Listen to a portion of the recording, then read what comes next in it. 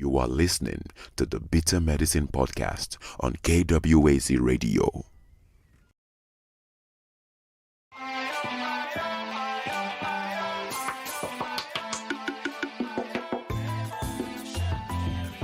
Welcome to the Bitter Medicine Podcast, where it's all about Black empowerment. Our show focuses on Black news and entertainment, arts, science, economics, history, people, and strategies that uplift, empower, and motivate Africans within the diaspora. And now, your host, whose favorite color is black, Goku.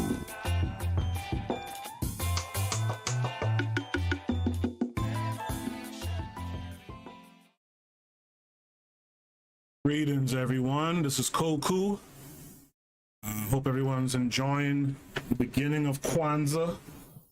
I hope you're taking time to become fully ingrained in the 7 principles of Kwanzaa. As tonight, we're discussing Umoja, we're discussing unity. For the people, I want to shout out everyone in the chat room. I see the Pro Black Perspective is there, shouting us out as well. Athrazer is here as well. I know the brother has been traveling, so it's nice for him to tune in as well.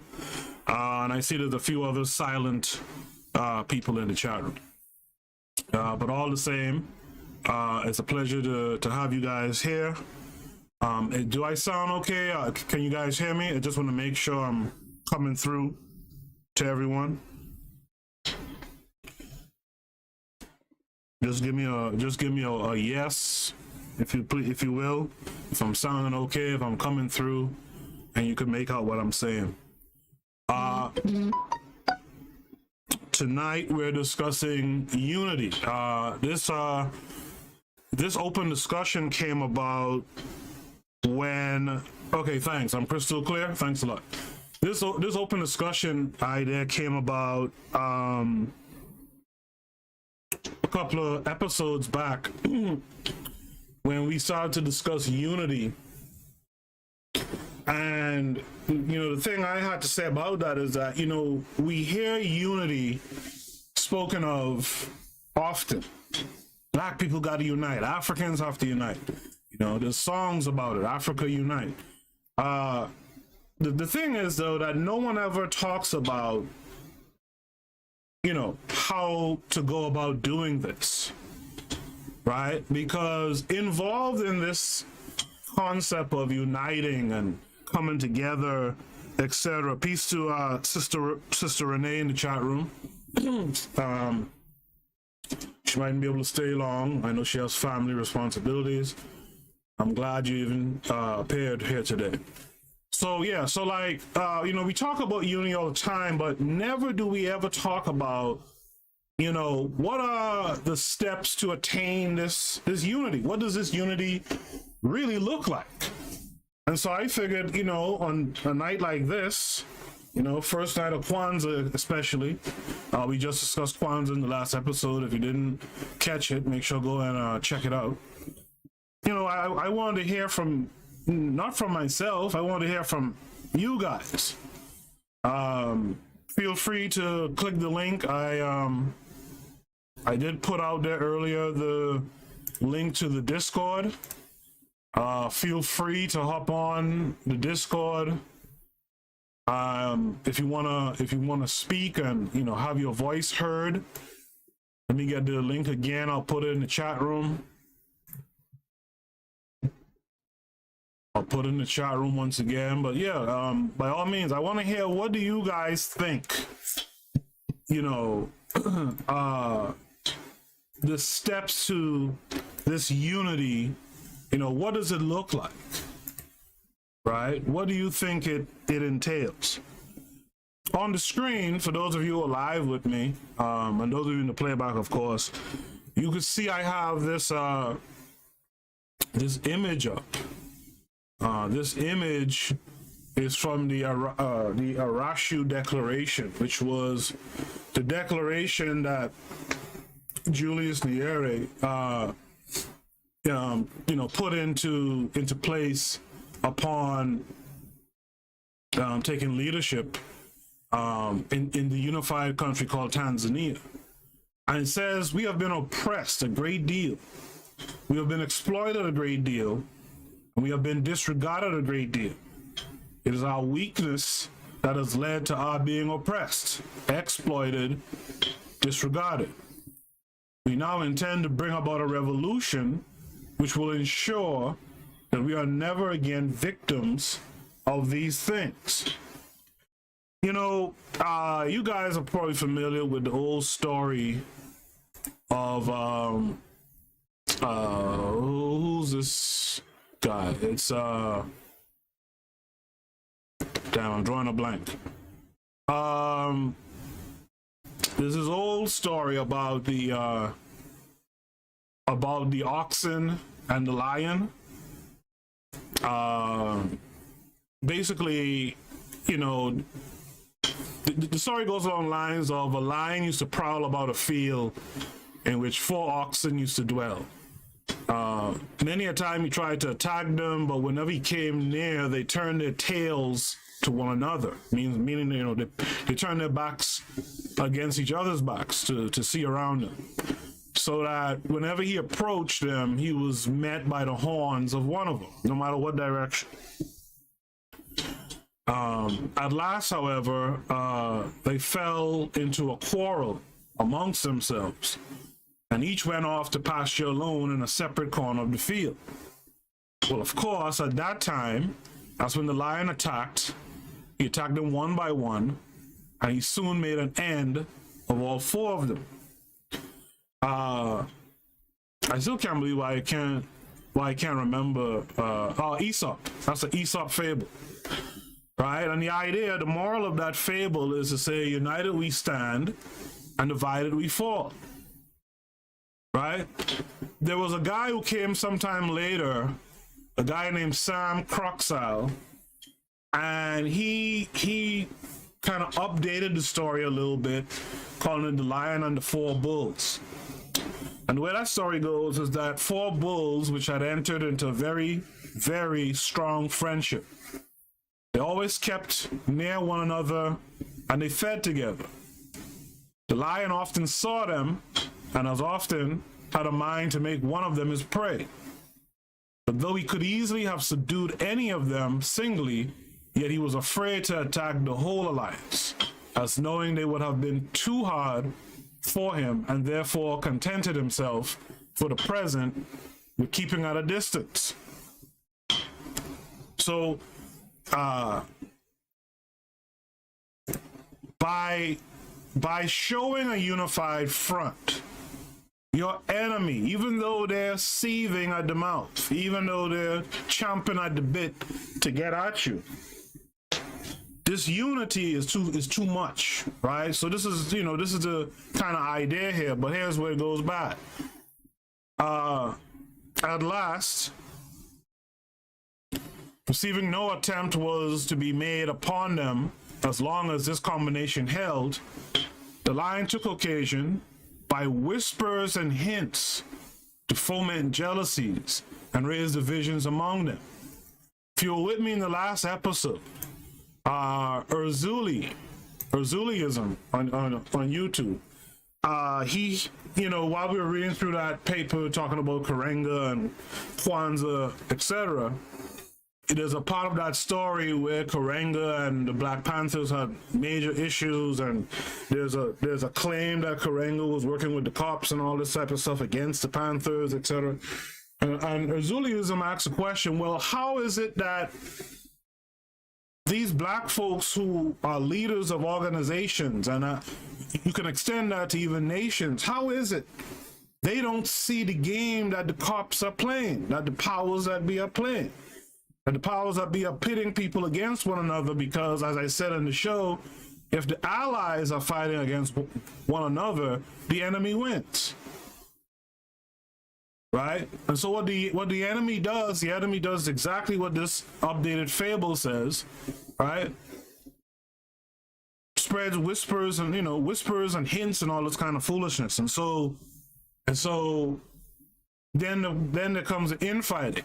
And when the infighting happens, like this story goes on to say, This stratagem succeeded so well that the bulls grew cold and reserved towards one another, which soon after ripened into a downright hatred and aversion, and at last ended in a total separation.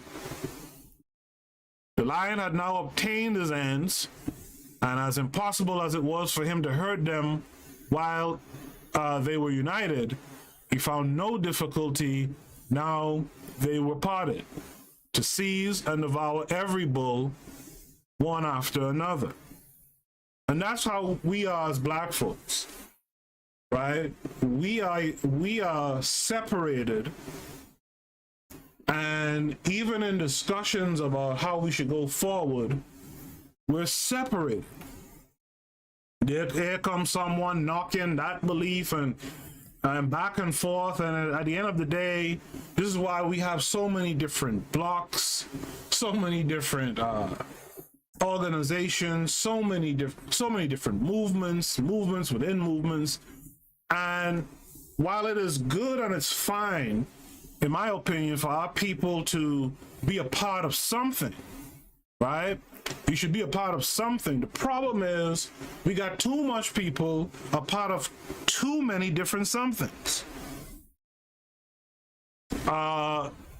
In the Discord, if you go down to, oh, you don't see voice channel?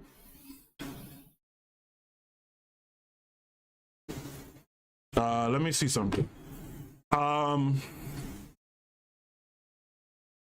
Yeah, there's voice channels, there's a lounge, there's a meeting room.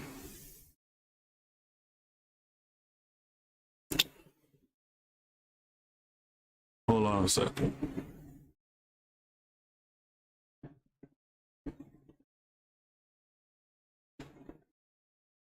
I'm sorry, I'm trying to do two things. Do you see the live? If you see the live show, let me know if you see the live show. In fact, here's what I'll do. I'll copy this. I'm gonna drop this in the chat room. It's an invite to the live show channel. Let's see if that works better. All right. It invites you on air. Let's see if that works better.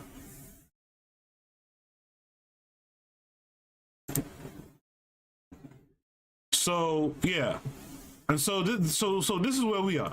We're fragmented, right? We're all over the place, and to be clear, we are different people, and we have our own mindsets, etc. And so I get it. Your feelings about blackness, etc., might reverberate.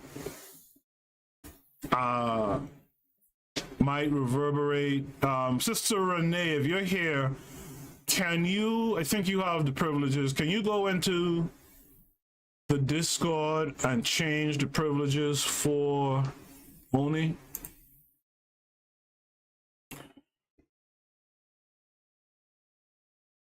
But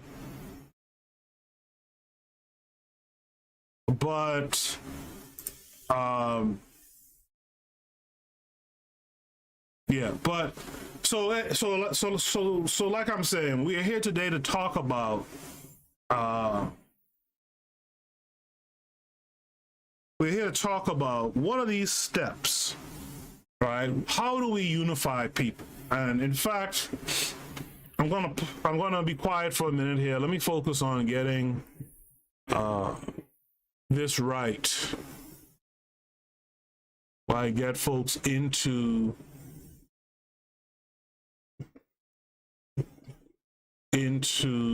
the server and set up right. I don't see Pro Black Perspective online, so I'm trying to click your name to change the role. Seems like I can't.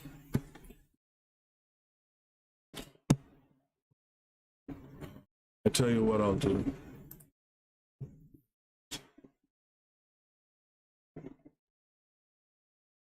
Okay, I sent the Pro Black Perspective an invite directly. Let's see if that works.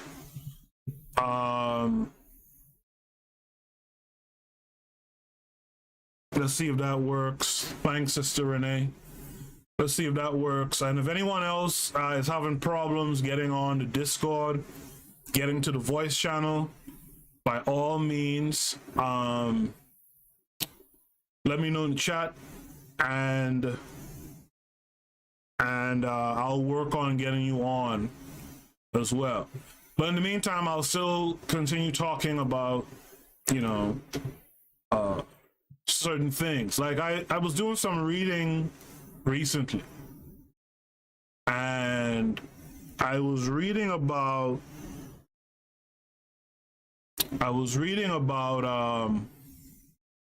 the Pan-African Congress. So I can put this on the screen. I was reading about the Pan-African Congress recently. I was reading this critical review of the Pan-African Congress, and one of the things I liked in this reading is that the author was very critical of it, and it was sensible criticism too. Like, for instance, the author says the momentum of the Congress seemed to be lost almost as soon as the speeches ended. Right? First, a round of endless rhetoric, with each delegation seemingly bent on trumpeting their government's or organization's alleged contribution to the liberation struggles. And again, this is some of the stuff that we suffer from still. Right?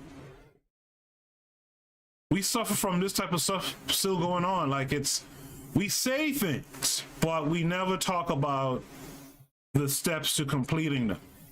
And that's really what this conversation today is about.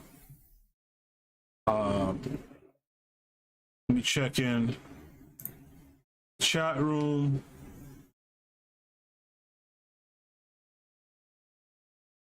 Okay, so Pro Black Perspective will chat in the chat room. So Sister Renee, don't worry about it too much. Arthur Zer says, for us to have unity, I think we have to be clear about what is serious enough for us to break unity and not break unity. The things that are below that threshold. Okay. So you know, this goes back to a conversation with the Pro Black Perspective some time back, where, you know, you always want to present the benefit of a thing. Why should I do this? What's the benefit? Because that's usually the first thing a person or people are thinking. But like the Pro Black Perspective pointed out, which is a good idea, is that you also want to point out the punishment. You see, we often think in pros and cons are just these things that are, you know, that are not pro, that are not good, right? But we got to think about, when we deal with this whole idea of nation building and all that, we have to deal with strictly with what is the punishment of not joining ranks, right? And so Arthur Zer makes a good point, right? To have unity, you have to think about, you have to be clear about what it is, right? And be serious about, you know, what happens if you break unity. So that's a good first step, right? To be clear about unity, and that's what this conversation is about. But also to remind folks what happens when you don't become united. Arthur Zer goes on to say we can work on separate aspects without disparaging and separating. There are many fronts on which to fight. Those fighting on different fronts are not necessarily fighting against us. And I agree. The thing, though, is that while there might be many paths, right, there still should just be one destination.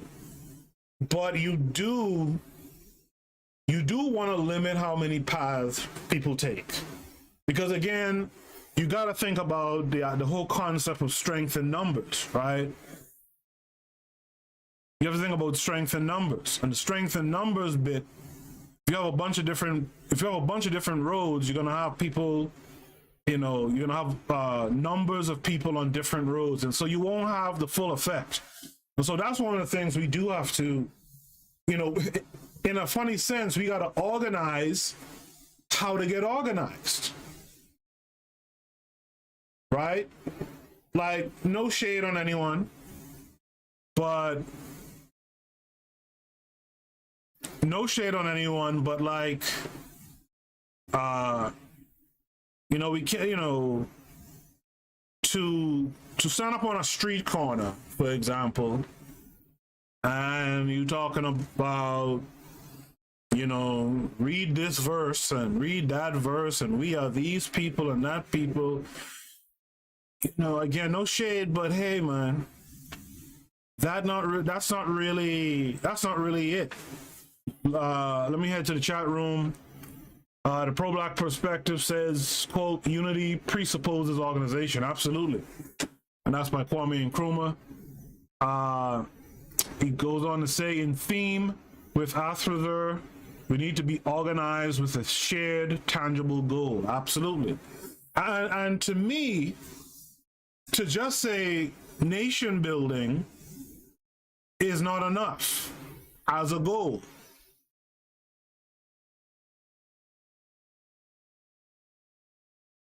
To just state the phrase, well, to to nation build. It's not a goal. In fact, and we know we know of the failure of that, because we're still in 2020, about to be 2021, we're still talking about nation building, right? The time has come to get rid of all the rhetoric, is really the point that I'm trying to get at in this discussion tonight. The pro-black perspective says we don't really have any shared tangible goals for the most part. Goes on to say realistic and practical, pragmatic. If we work together for real goals, we'll be united at least that long until the next goal. Yeah, and that's a very good point from the pro-black perspective, right? Because life has shown me, I don't know about you guys, but life has shown me the problem that, say, a younger version of me had, right? Is that I didn't understand you got to give yourself wins. And you have to give yourself wins periodically, right? Like, if you only aim at a big goal and you don't get it, it can destroy you. But give yourself the small wins. And sometimes you got to give yourself some little softball wins too, right? If you guys have gone through that in the chat room, let me know if that sounds like something you've, witnessed or endured in life, right? You got to give yourself the little victories before you get to the big goal. Win the small battles before you win the war.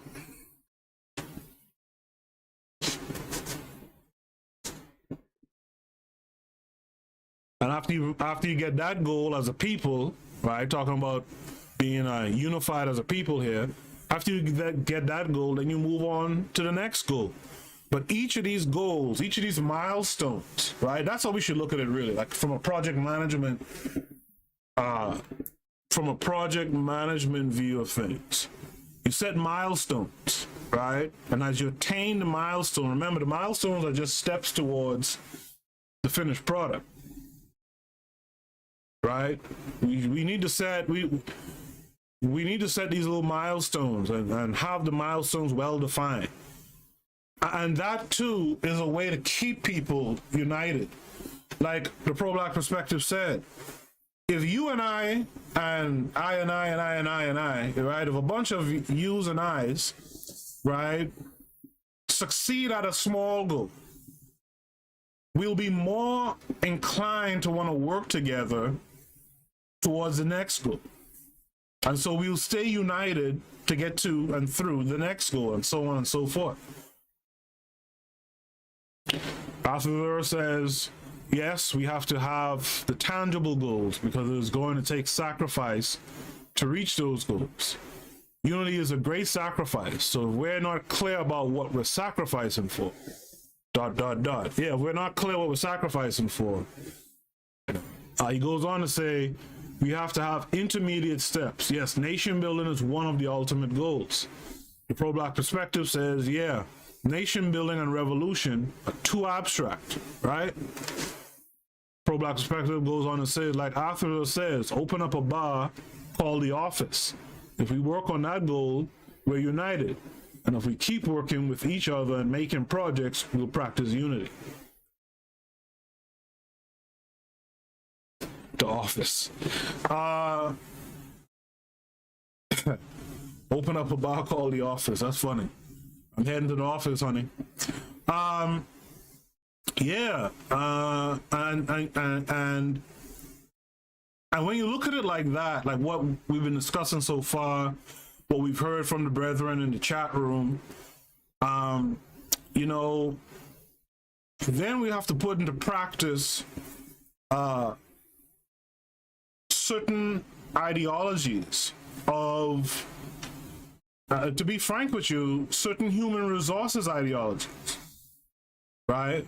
I don't know if Sister Renee is around, but as a human resource person herself, she could elaborate on some of the things that you would need to do, right? In terms of human resources, in terms of team building,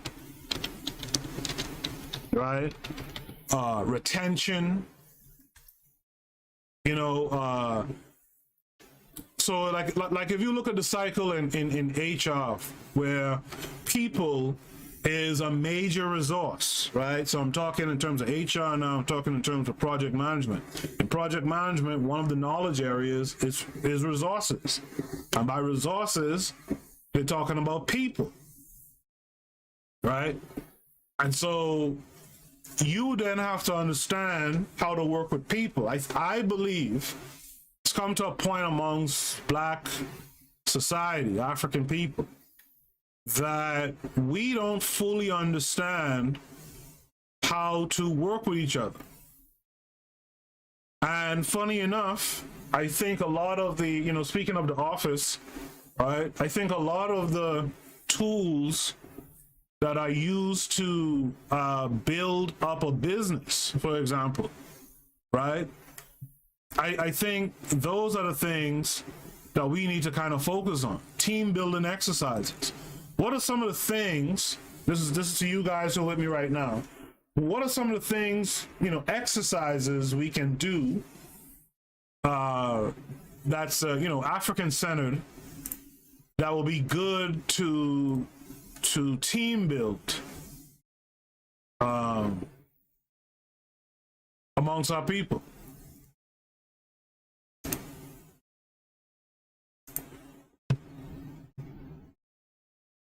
Right. So when you're doing team building, right, one of the first steps in planning your team building activities is to identify your team's strengths and weaknesses, right? So what are our strengths and weaknesses as a people, right? This is kind of like a SWOT analysis that we're doing. What are our strengths and weaknesses as a people?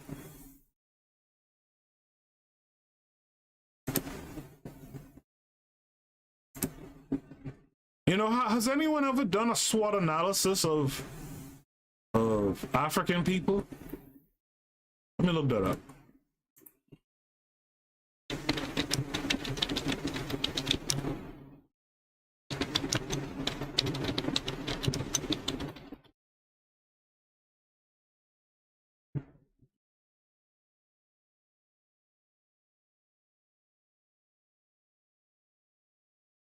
So there is a paper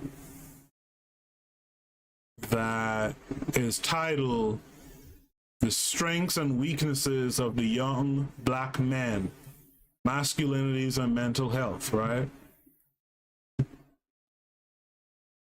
And the idea of the project was to understand and address the pressures and needs of young black men, particularly with regard to issues related to their conceptualization of masculinity and mental health. I'm just saying this to say that, you know, once again, here's examples of people who are not necessarily our people, but they're studying our people, right? But the point is, I don't see anything outright, a SWOT analysis of the black community or African people or whatever. And that's something that, you know, we should probably build, if not in this sitting, in some future sitting. You know, what are the strengths, weaknesses, where are the opportunities, and what are the threats, right? To understand what our needs would be, right? Along those lines of figuring out those strengths and weaknesses, we could ask certain questions, like to identify the root of our problems. Are there conflicts between certain people that are creating divisions within the team, being, you know, the team being black people? Do team members need to get to know one another better? Is that something we're not doing? Are we not getting to know each other better? Right? Do some members focus on their own success, harm the group as a result? Yes, we see that all the time. You know, is poor communication affecting the group's progress? Is that another problem we have? Are we poorly communicating with one another? Do people need to learn to work together instead of individually? Absolutely, that's one of the things we got to address. We have a problem with working together for sure. Let me tell you, as a podcaster, right? I've had the opportunity to speak to some people. In fact, Only to Say is one of those people. I've had the opportunity to speak to people and say, hey, you know, why don't you do what you do, but do it in the form of a podcast? And I've had those same people say, I don't know, blah, blah, blah. And a few weeks later, here they are pushing their own podcast. I don't have a problem with that, don't get me wrong. But I was offering, right, like a loose federation to join up, and together, you know, we work together and cross promote and all that. But you do have a lot of instances of people who just won't work together. They just don't like it, and I think that's a huge problem in what we have in black society. You have to also ask the question, are some members just resistant to change? Right? Another question would be, does the group need a morale boost? You see? Those are some important questions. Especially that last one. Like, do we need a morale boost? Do we need something that boosts our collective consciousness to wanting to be together? In the chat room, Sister Renee has jumped back in. And she says, from an HR perspective, there must first be a mission or goal that you build around. New members or employees go through orientation to be acclimated to the mission, understand the culture. Well said. She goes on to say, when we create an organization, we welcome any and everyone in without ensuring they fit the culture or are able to meaningfully move our mission forward. Athrazer says, good point, Renee, with regard to letting people in. We are open and having established a vetting process. A vetting process presumes control. Sister Renee replies, exactly. There is value in exclusivity. So that reminds me of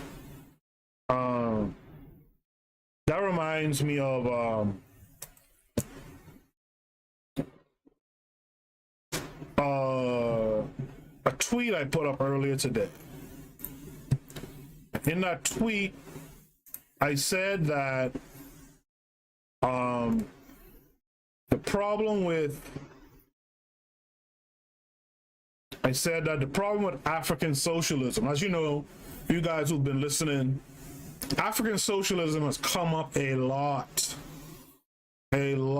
So African socialism, Marxism, that's come up a lot in a lot of these discussions we've had centered around education, nation building, etc. for Africa.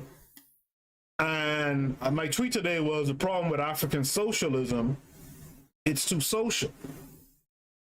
And the brother Baka Umubo asked me to that tweet, he said, to outsiders? And I said, yeah. Like if you look at Julius Nyerere, right, for instance, right, he talks about, in fact, one of these papers I was reading today talks about it. Yeah, the critical view of the Pan-African Congress. Nyerere urged that the struggle for human liberation not be seen in racial terms. We must respond positively to the cry of the oppressed anywhere in the world. And, you know, much respect to Nyerere, but that's one of the problems we have. We have a focus issue, right? And so I think what happens in a lot of organization or in a lot of organizing, we worry about the numbers within the organization, you know, and even I have that issue, not with organization, but like with certain things in life. You worry about the numbers involved in organization. So it's like, come on and come on. It's kind of like that church mentality, right? You'll have a church established in a tent in an open field somewhere, and they are hoping and praying, I guess, Preying, they are praying to get the tent full and to get enough donations where we can go from a tent to a building next, right? The building fund. And so we worry about the numbers a lot of times, and I think because we worry about those numbers, we take anyone in. And like Sister Renee said, like, we gotta be more exclusive, right? We have to be more exclusive. In the chat room, Athrazer says, Oni, referring to the Pro-Black Perspective, has spoken of us being a dues-paying organization. Even if those dues are minimal, it's a blood in, so to speak.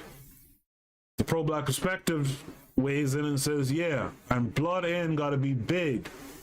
When I'm in the market, because there's real money there, I'm checking in daily. If it's $5, I'm not sweating. And I get that too, what Oni just said just now. Anyone could throw in a couple of coins, right? That don't mean you're in, that don't mean you're down, right? You know, there's an old European saying that we all say all the time, you know, put your money where your mouth is, right? If you down for organizing, being organized, being unified, then put your money where your mouth is.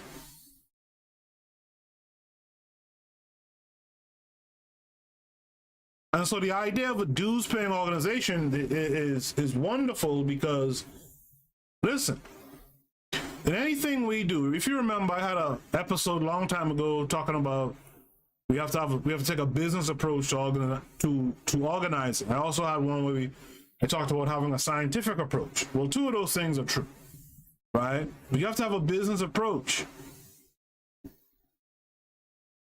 For you to be an entrepreneur, right? Let's take the US and the UK or whatever, right? For you to be an entrepreneur, to join the group called an entrepreneur, right? There are barriers to entry. The reason why even good businesses fail is because of the barriers to entry oftentimes. You have to put your money where your mouth is, so much so, When you start a business, you can't recoup the money you put in just to get the thing off the ground, so to speak. I went through that, right? And so that's one thing that we have to keep in mind. Like, we have to be exclusive, and we have to do the activities that keep the thing exclusive. Now, I could hear some fellas in the corner already talking about how it is you want to unify, and you want to charge me to unify, and that's where we go wrong, right? It's not charging you to unify. You could unify for free if you wanna, but the idea is that if you want to be a part of a group, or an organized group, you do have to put your money where your mouth is. What about the other things I mentioned, guys? What about some of these other things I mentioned when we talked about identifying needs, right? But that's the first step. First step in team building is you have to identify the needs. So one of the first things I said was, are there conflicts between certain people that are creating divisions within the team? Now, let's keep it real. We have a lot of conflicts within the community.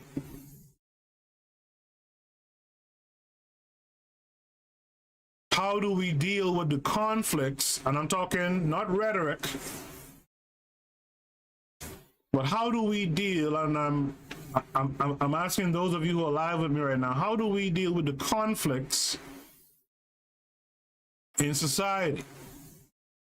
Because right now, as of late, it's kind of, to me, it's kind of dimmed down a little bit now since the elections have been called.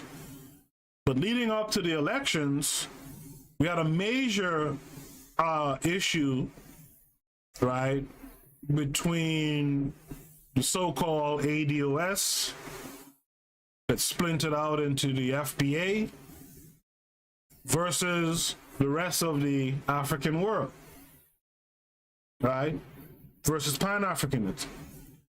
And I've said it on this show before, I'll say it again today. I think that period of time where that message from ADOS and FBA was dominating social media and stuff like that, I honestly believe that period of time, if we don't counter it, has set us back close to 100 years. Because you got to remember, someone that we hold in high regard, right, is Marcus Garvey. And when folks started to talk about, well, Marcus Garvey didn't do shit until he came to America, and the Caribbeans are a problem, and Africans are a problem. They call us Akata and all this kind of stuff. How do we deal with that? Because we really do have to keep in mind that there's different peoples involved in this thing. How do we deal, in your opinions, with the different people?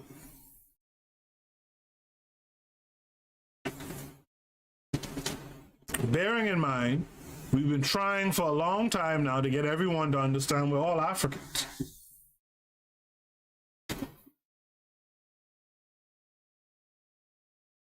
While you guys mull over that question, let me find this clip from Julius Nyerere, about Julius Nyerere,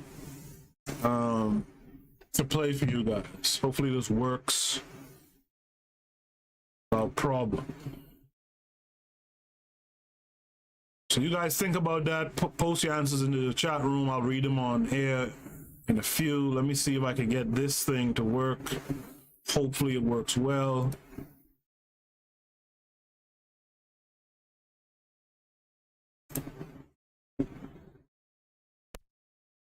Today we are going to remember one of famous Pan-Africanist Julius Nyerere. That one, I'm saying the greatest Not that he was alone. Nyerere Mwalimu, no mention has been made. No symbol to remember his part. And I've said, no, we must do something.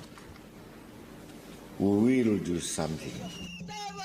Here are some of the most notable quotes from Julius Nyerere, a visionary Pan-Africanist who was determined to achieve peace and unity for the whole of Africa. A fearless, fierce and visionary politician and activist, Julius Mwalimu Nyerere was the first leader of Tanzania from 1960 when it was still called Tanganyika up to 1985 when it was now Tanzania.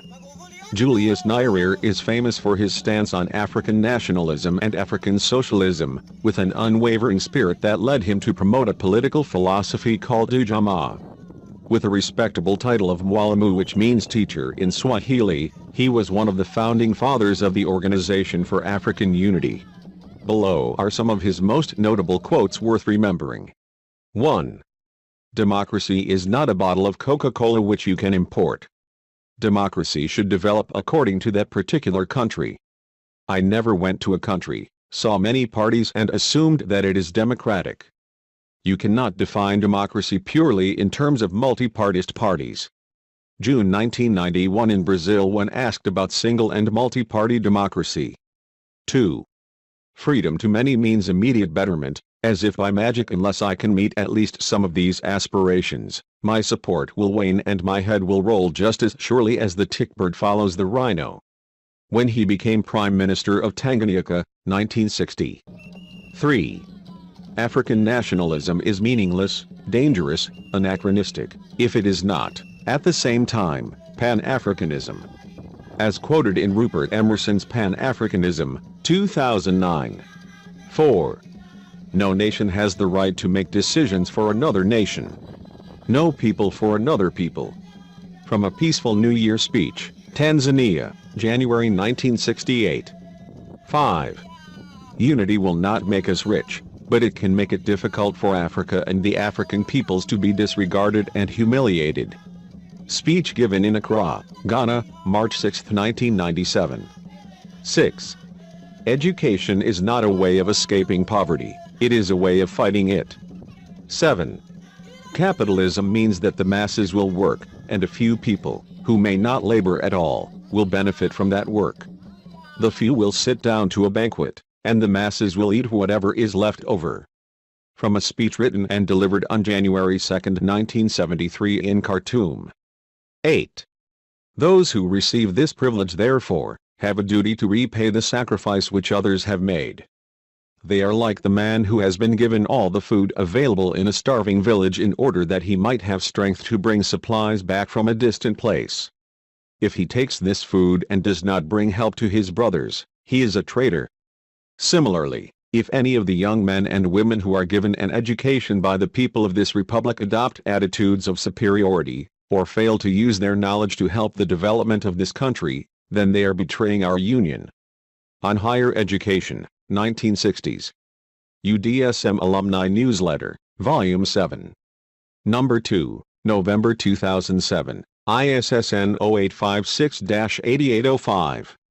9. If real development is to take place, the people have to be involved.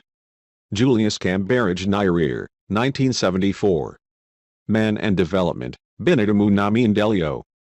10. Without unity, there is no future for Africa.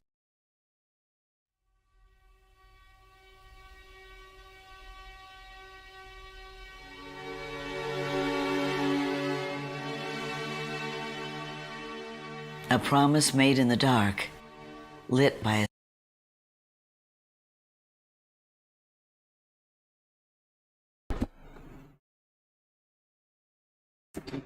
So there you have it.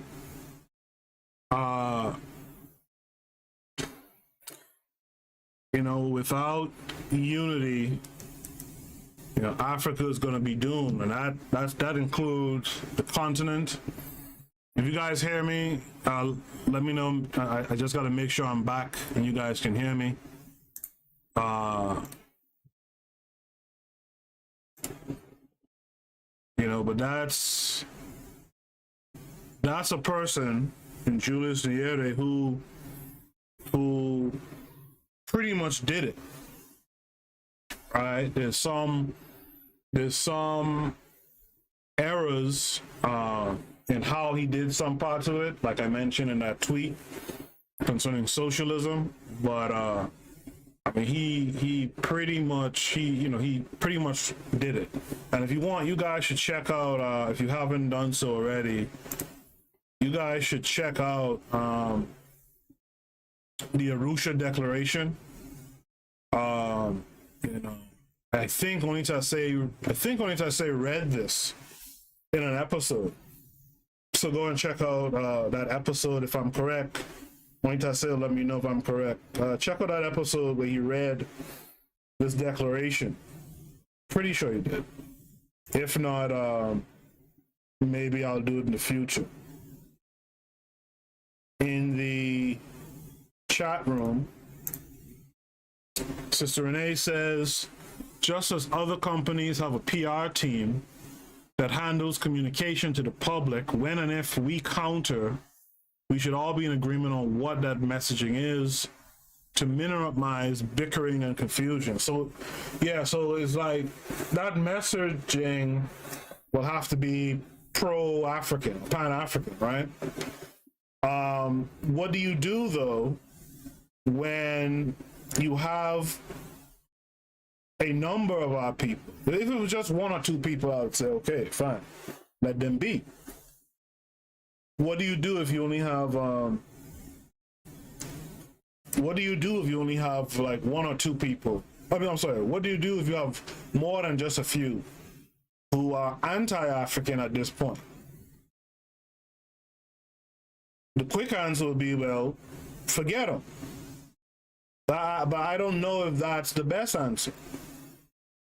Because again, if we're talking unity, right? And I know, like Garvey, for example, he didn't expect to take back everyone, and he was cool with that. For the most part, I'm cool with that too. But if the numbers are too large, what do you do?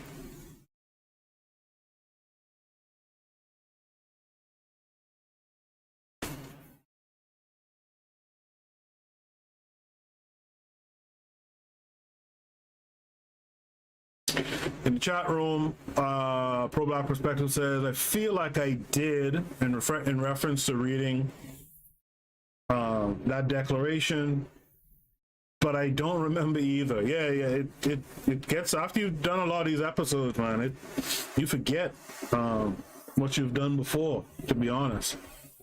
Pro Black Perspective also says there may never be unity, because like you said, a number of our people are turncoats and they're protected by our enemies. And not just that, a lot of those people are actively recruiting. And that's the thing about organizing. Like, organizing has to be active recruiting. The idea that people will find you, they'll come to you, we got to put that down too. We got to understand that you have to be active in how you bring people in. And like Renee and others have said here, when you start to bring these people in, you got to vet them. I have no problems in sending them away. Now,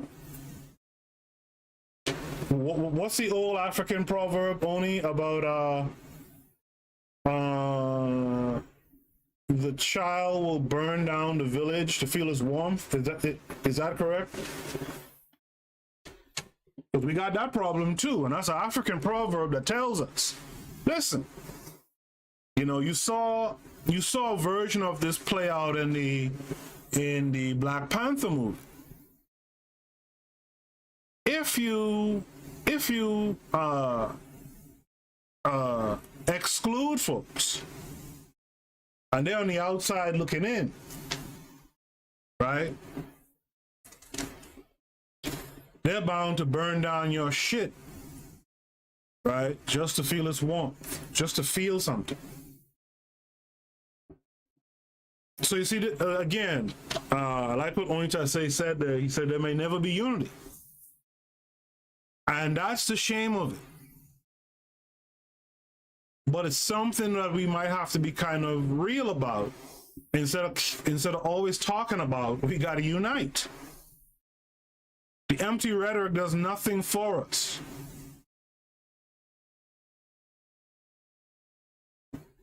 Are we to have unity? Is it possible? And if it's possible, how are we to get it?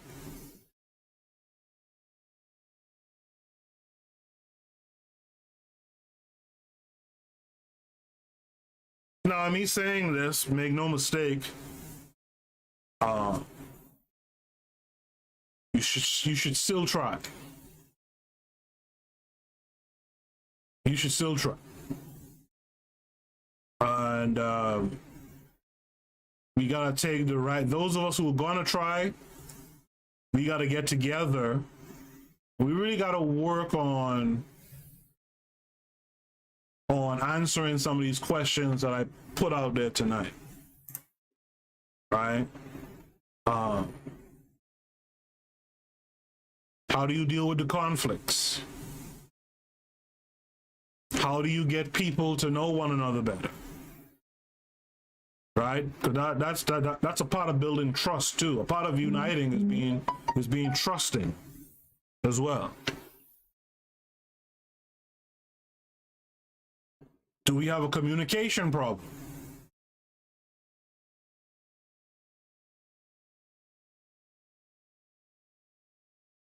And that's a big deal. In fact, when I was studying for project management certification, PMP certification, there's a whole section on communication. There's a whole section on communication. There's an equation for how many communication channels there are per how many people you're dealing with, right? How many black folks are there on the planet, right? There's a whole equation. Respect to Arthur, he's heading out, having dinner with the family, having dinner with mom in particular, so respect to that.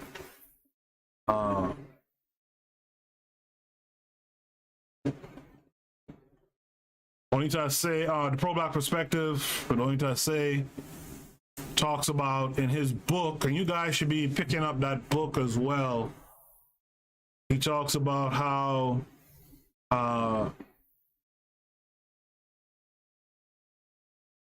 he has conflict resolution quotes, and for some reason he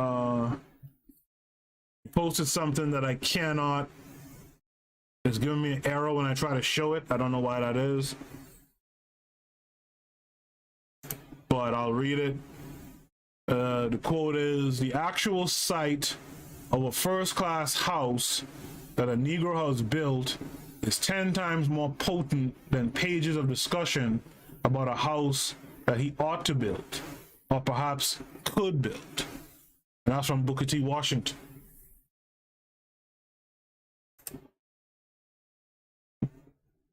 Right? A lot of times we talk about this stuff, but what we got to do more is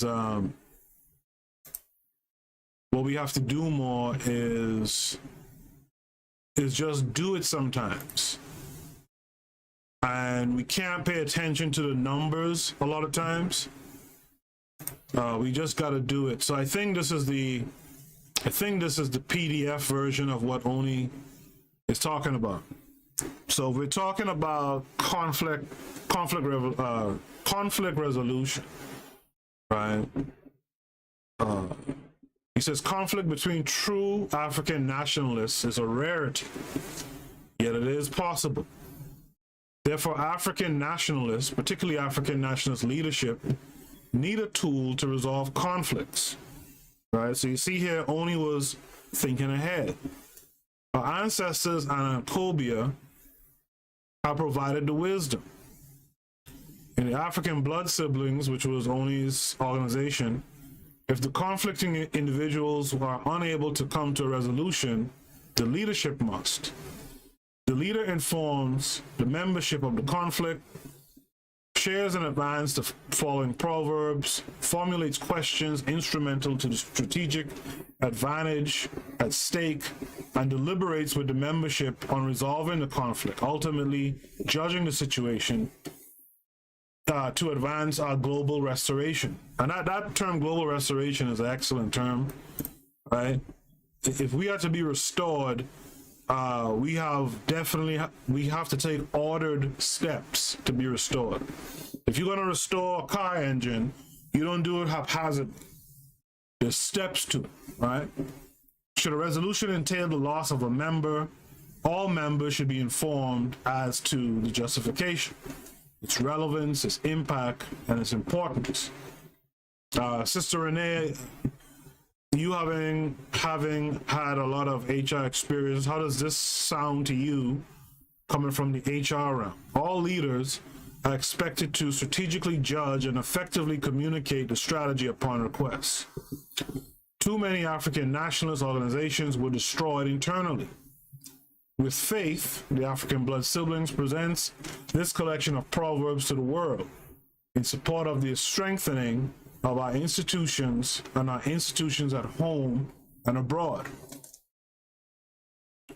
So here comes a collection of proverbs for African nationalist conflict resolution by Onitsase Kumai. First one is race, nation, family, community first.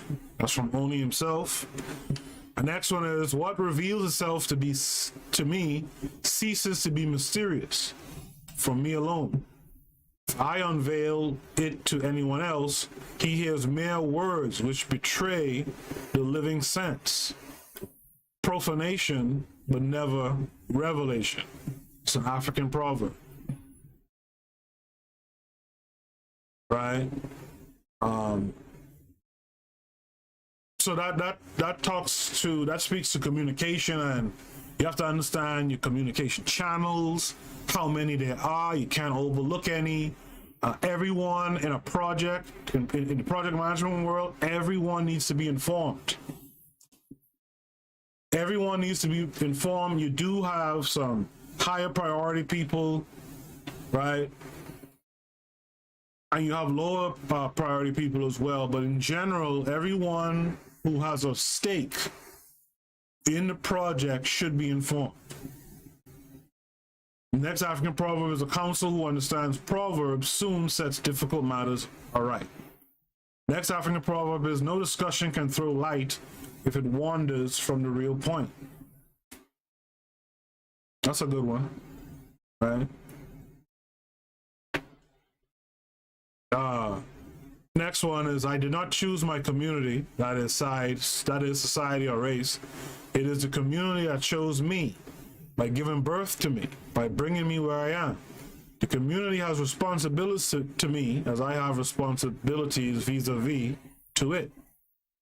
Discrimination is a disease. So again, me reading this, or you reading it or hearing it, enlightens you.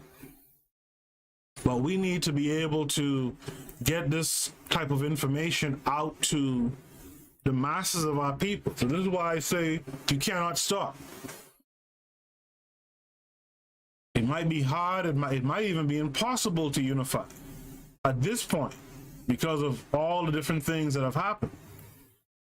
But there's definitely steps that we can follow, examples that we've had, right?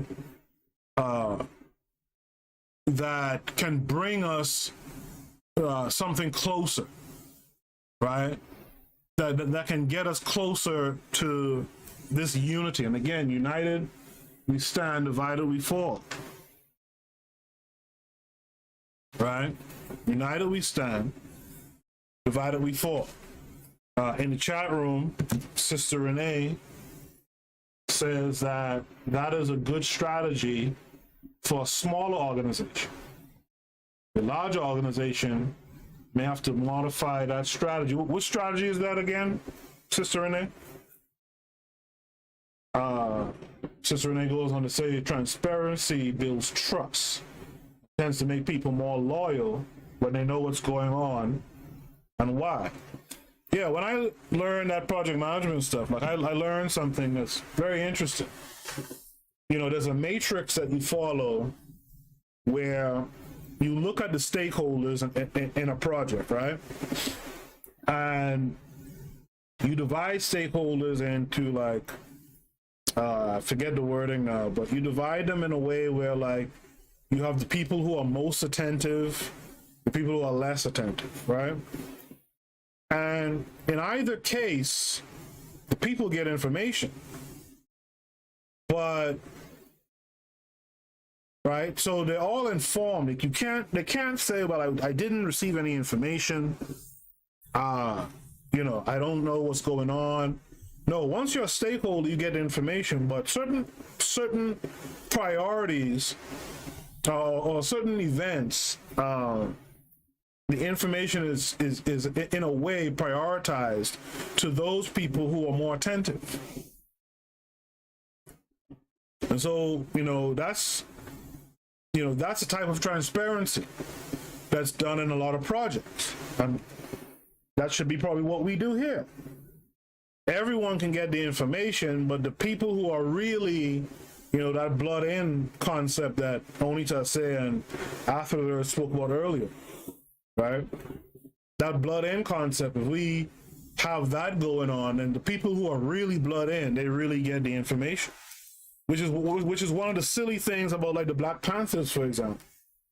Like it seems like everyone was privy, you know, and with everyone privy, well, of course there was some sellout Japanese person. The fuck was he doing there, right? Sister Renee says transparency builds trust and tends to make people more loyal. Yeah, I agree with that. You know, in business, that's what they're teaching in business. You know, don't look at anyone as insignificant. And that's why I try to keep saying in these podcasts, I think everyone is significant. And the way I think about the situation is I don't think anyone should be intentionally left back. But I do believe that that person needs to be informed of the consequences of not being unified, right? Renee says the strategy of communicating changes when a person leaves the group. Oh, okay. How much information that is shared about the person leaving would have to be modified as the organization grows.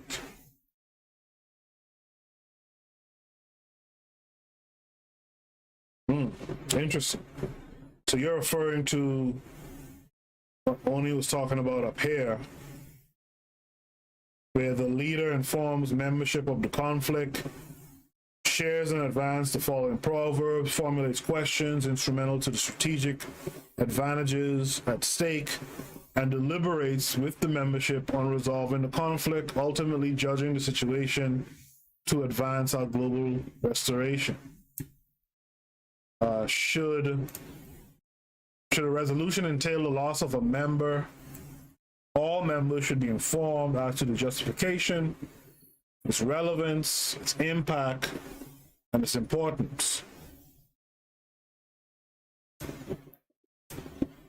And to that, Sister Renee is saying that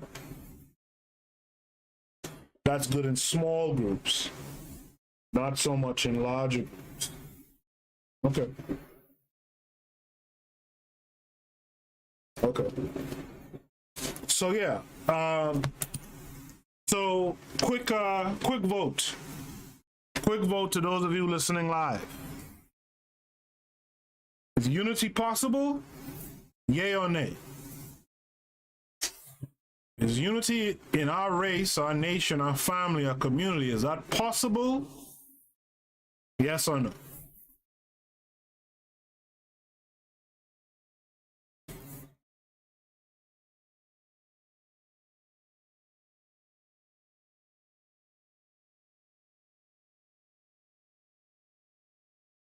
I'm just waiting to see if I get any answers. But while I wait for that, I just want to reiterate that, and actually I want to remind you that I'll be doing a show every night of Kwanzaa. So that means I'll be on tomorrow night at 8. I'll be on at 8 p.m. Eastern Standard Time each night this week of Kwanzaa. And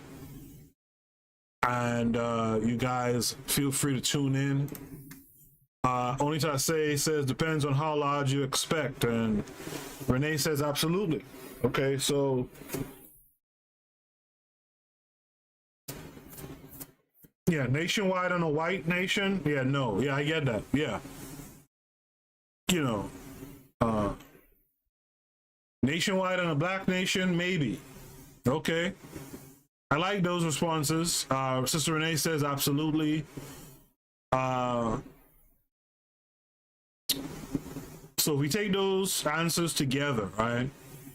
Sister Renee says absolutely. So to me, that means that once there's the hope that we can, and the belief or the faith that we can unite, then it's worthwhile pursuing. If you're trying to do it in America, for example,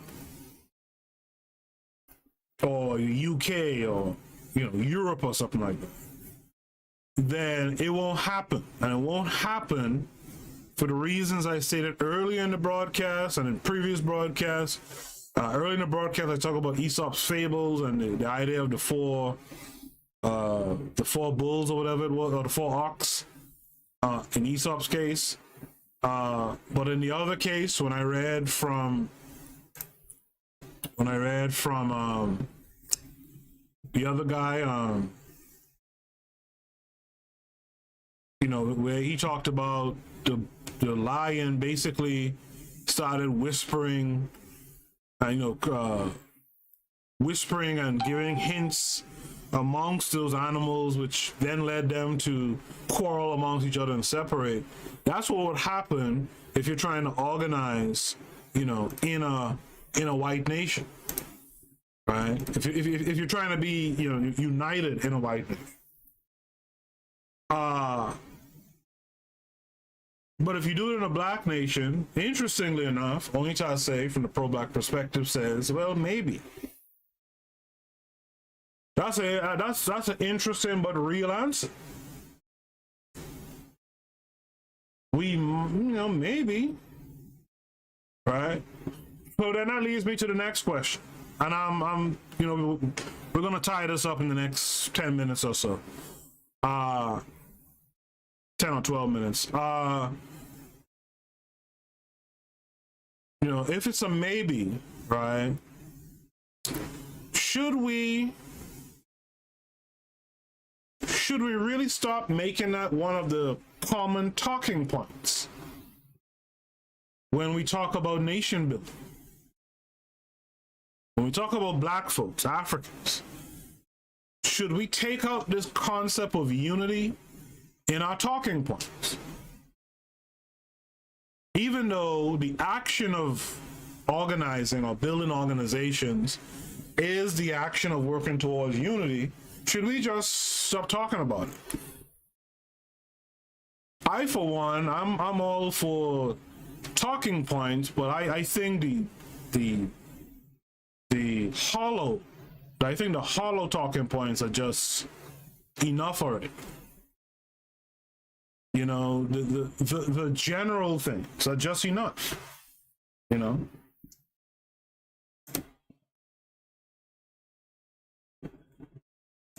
I will say, though, as I'm waiting on that answer, I think that concept I talked about earlier, like the questions, when you're trying to identify your team's needs, do team members need to get to know one another better? I do think we do need to get to know each other better. I think we need to get to know our brothers and sisters from the continent better. I think they need to get to know us better, because I do believe Some continental Africans look at some of us outside of the continent as pretend Africans, or or diet Africans or something like that. I think we do need to get to know one another, get to understand where everyone's coming from,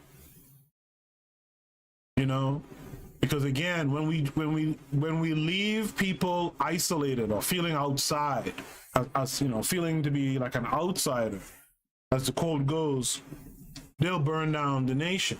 They will sabotage your shit. Go and talk to any of these sellout Negroes like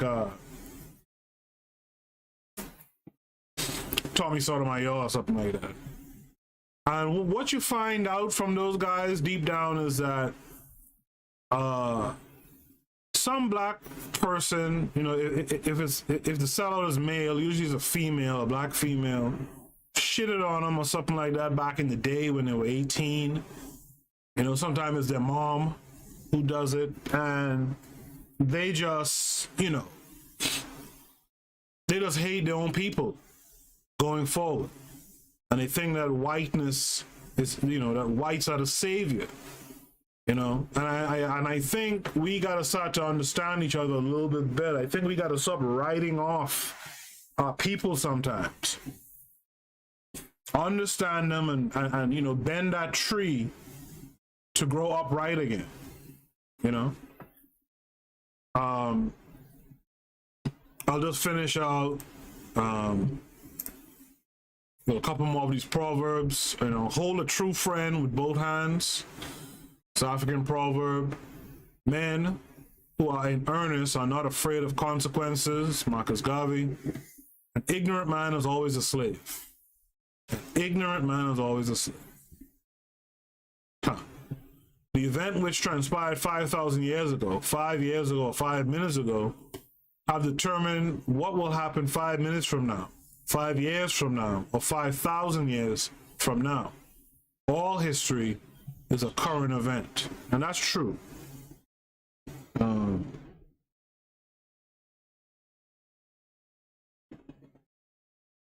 That's true. Lies, however numerous, will be caught by truth when it rises up. The voice of truth is easily known. African proverb. Covet no land or riches that the Supreme Being does not naturally grant you. Brother G. Whoever works without knowledge works uselessly. I like that there. Whoever works without knowledge works uselessly. Nat Turner, I would never be of any service to anyone as a slave. Well, yep. And the thing is, you could be a slave to many different things, right? You could be a slave to disunity.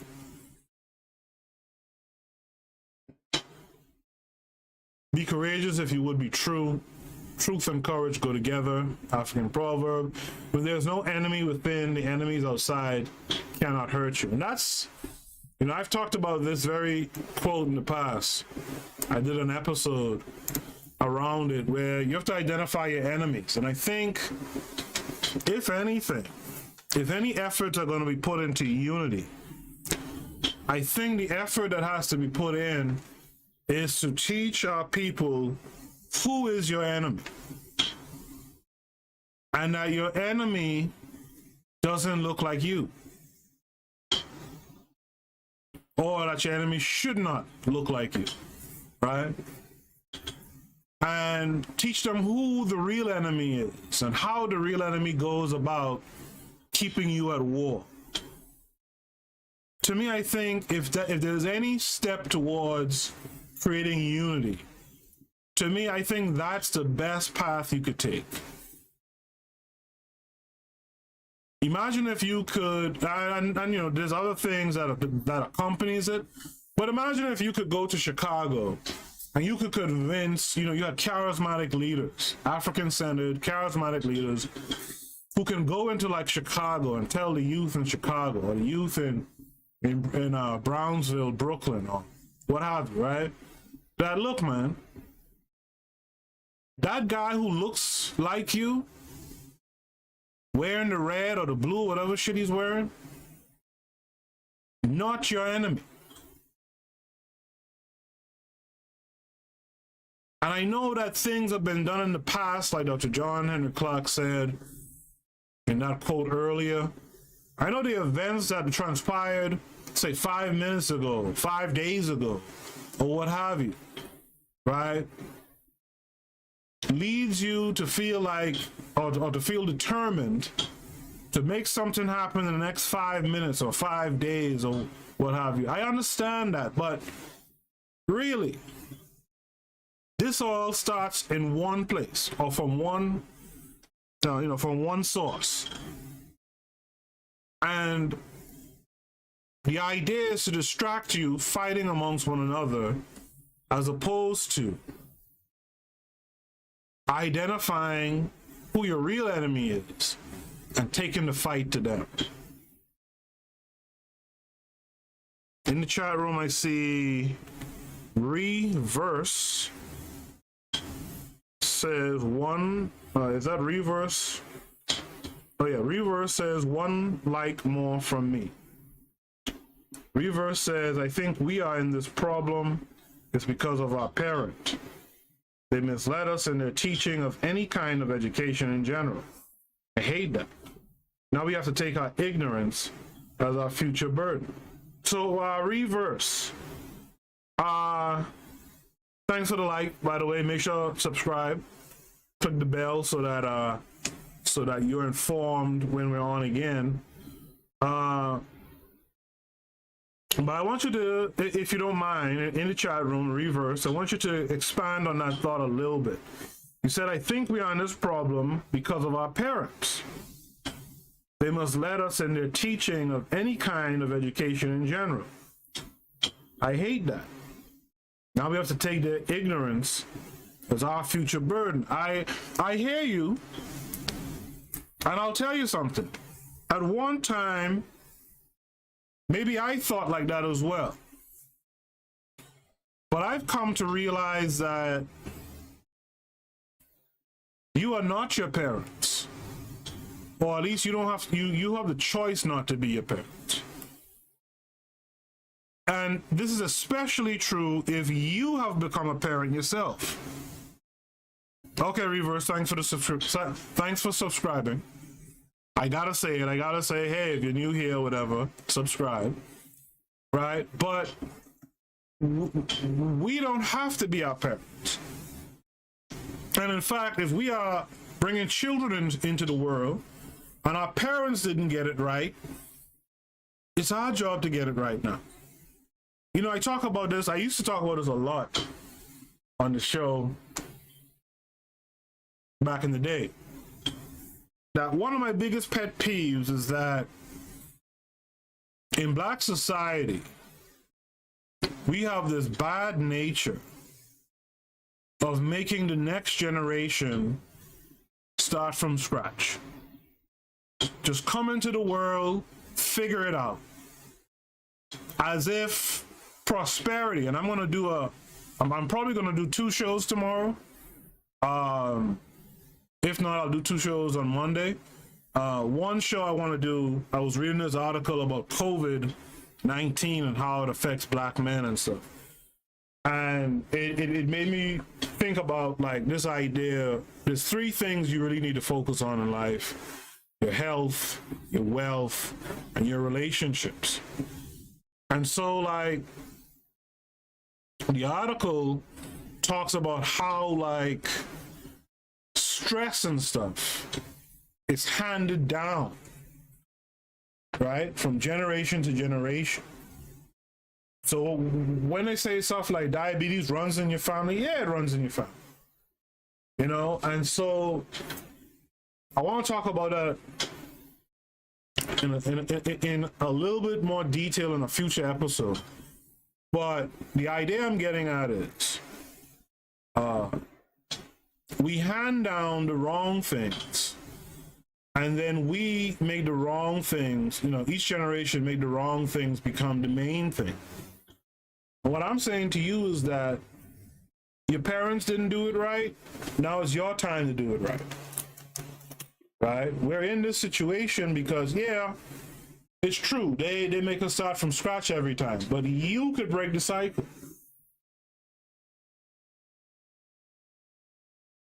Right? You break the cycle.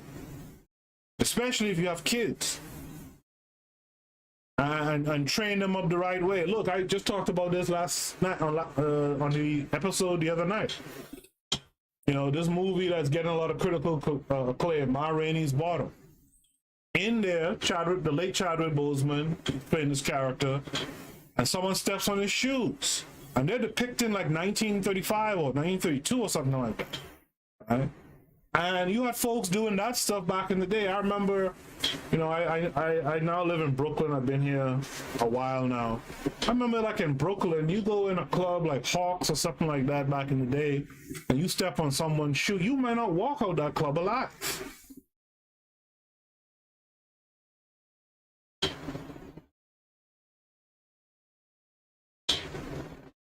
You know, and we're still doing that kind of garbage today. Where our parents fail, we have to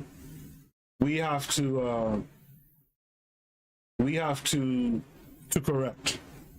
In the chat room, Reverse says, yes, I know, I have to re-educate myself, but they could have done it better.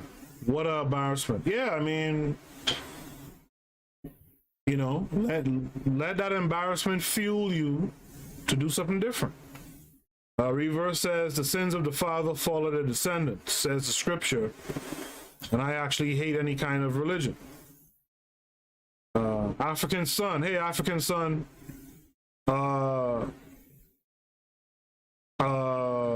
welcome back. He says you have 8 generations of DHA working. DHA, I'm not sure what you mean. KW Dawn 7 says diabetes does not run in families, bad diets do. I get what you're saying, but there is something called predisposed. And if you live the right way, you could prevent yourself from the predisposition, right? But it requires you to live, quote unquote, the right way, which is not necessarily the standard way of living. Right? Like if you talk about diet and stuff like that, right? The standard way of living, most people drink a sweet drink with a meal or something like that, right? Most people eat white bread or, you know, whatever, or potatoes or something like that. Whereas if you're predisposed, you can't really indulge in that stuff. And especially if you're not exercising, right? But I get your point, right? I do get your point. Reverse says religion is just based on someone's philosophies, which became stuck and dogmatic. Yeah, that's absolutely true.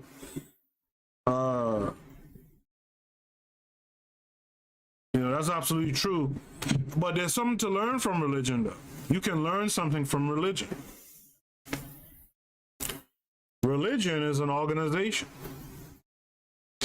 that has people, you know, on a Sunday or on a Friday or Saturday, whatever, right? Listening to the messages on repeat. I grew up in a church. The sermon on Easter Sunday was pretty much the same, you know, every 3 years or something like that. There's a rotation of sermons. Once you wrote one good one, you keep it, and then you write another one, you keep that, and you just have a rotation. There's something to be learned from it, that the church was able to get adherents to come in and put their money where their mouth is for the most part. The church also taught people what the punishment was for not being a part of the church. See, we haven't really done that. We have never really put it out there, not just the benefits of being organized or being united, but what is the punishment? In the church is the lake of fire. right? In the Christian church, at least, is the lake of fire. What's the lake of fire in not becoming united as Africans?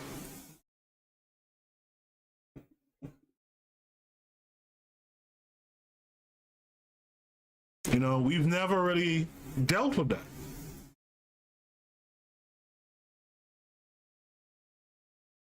We've never put it out there. We've never given people that fear. In fact, let's face it. Let's be honest about something. If we're going to talk about unity and we're going to try to get people to unify, we in fact will have to give them something to be afraid about if they don't unify. And guess what? It's going to have to be something at the level of or greater than the lake of fire. Because a lot of Negroes don't unify under a black or African cause, but they unify under some church cause. At this point in black society, you have to out-organize the church. How many of you understand what I'm saying here?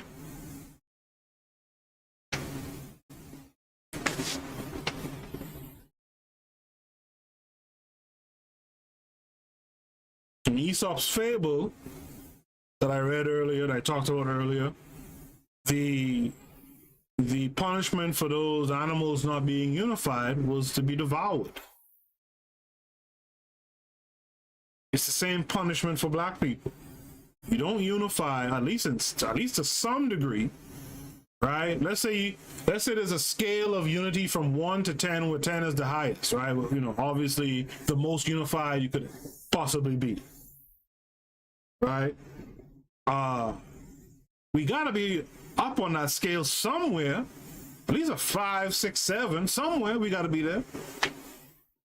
You know, so we can't throw out the idea of unity, but we gotta throw out this idea that unity, you know, is just something you say. And we gotta start taking real approaches to how to unify. If a man or woman could take certain steps to get their workers working towards, you know, their goal, to keep a business afloat or even, you know, beyond afloat, why can't or why shouldn't we do it? But to be able to do it, we got to understand our strengths and weaknesses. We got to ask some fundamental questions like, what are the needs of the people, in order to, you know, to bring them in and be unified.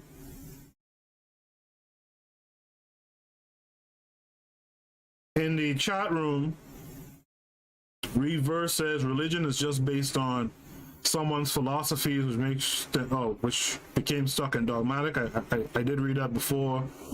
A philosophy is a worldview or a viewpoint. A philosophy is a worldview or a viewpoint. Philosophy means love of wisdom. Philo equals love. Sophie equals wisdom. Reverse says we have to move beyond religion and go more into the metaphysical science of spirituality, which will liberate our minds of European worldviews, of philosophies, which is all religions. Africa Sun says, you're right. I don't know if he means that to Reverse or to something I was saying at the time. The Pro-Black Perspective says, can we do a greater punishment than Whitey Canada? If not, our people will unite with Whitey. And that's, whew, that right there. That right there is one of the best questions I've heard out loud concerning black organization, black community in a long time. Can we do a greater punishment than Whitey Canada? And that's every time I think positively about nation building, that's the thing that I always have to shake my head like, damn, we let so much ground go. Like we have there's so much distance between us and them that, wow, And that is one of those questions that makes me shake my head and feel the similar feeling when I have those thoughts. If our punishment ain't greater than these other folks' punishment, them other folks will still side with our folks will still side with them other folks. Reverse says, I know churches help to organize and gather money together, but it still blocks our mind to liberate ourselves. Yeah, when I talked about churches, this is not at all a religious discussion or discussion on religion. I'm just discussing that the church is an example of, no, I'm not talking religion, I'm just talking about organizing, right? And like I said, they gave one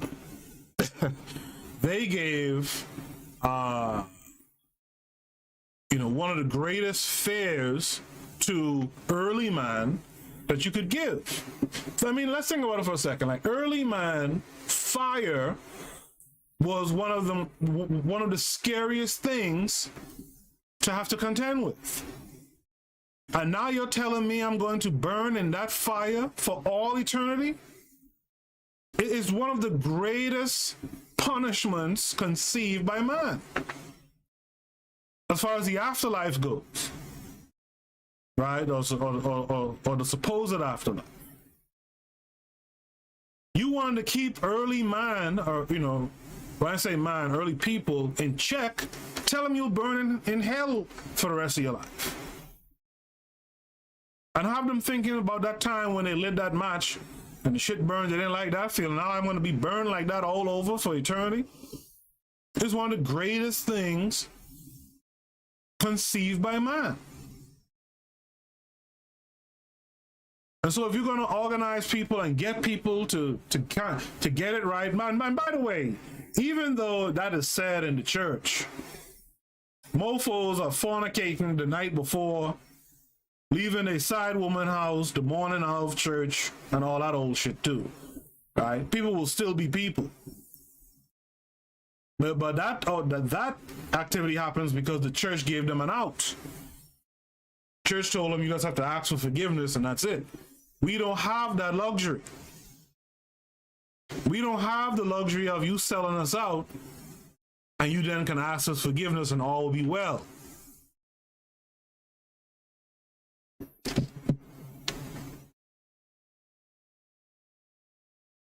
Reverse says, I thought Whitey, the letters Y and T is the short of YouTube, LOL. Nah, that's the code for these other people. Whitey. Right? I know I said I was going to end the show a couple, around 9:30 from the time I said it, but more people came into the chat room, more discussion was being had, and so I'm going to push it another, say, 15, 16 minutes. I want to read some quotes. Keep posting your messages, and I'll read them out online. One of the next quotes that Onita Say had put together, a collection of proverbs for African nationalist conflict resolution. That's a big thing. We do have to, like, anytime you're organizing, because you're dealing with different peoples of different mindset with different backgrounds, right? There is the possibility of conflicts. And as it turns out, our elders gave us some words that we can reference, right? Some words by way of proverbs that we can reference in conflict resolution. And Onita Say put them together in his book called the Pro-Black Compendium. Y'all go make sure and purchase that book. I interviewed Onita Say on my shows a couple years back. You can go back and listen to the interview about that book, the Pro-Black. The Pro-Black Compendium. All right, go check it out. To love the king is not bad, but the king who loves you is better. If you want to know the end, look at the beginning. So if we want to know the end for African people, we have to go back and look at the beginning. That doesn't, and then that's why there's a danger when we have folks out here basically identifying themselves from the days of enslavement, when you were something so much better before you fell, before you became, enslaved. Go back, look at the beginning.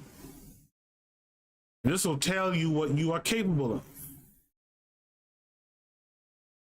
The thing is about the end, though, is you got to work towards that end. You don't just look at the beginning. You look at the beginning to inform you what work I have to do.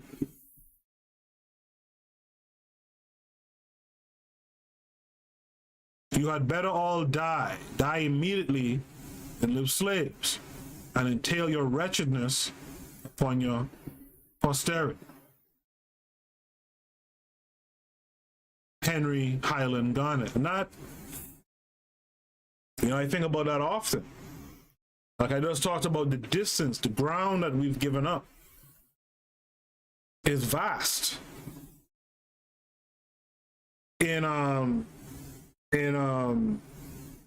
back to the topic of being an entrepreneur, one of the things I learned from the guys in Silicon Valley was that if you're gonna fail quickly.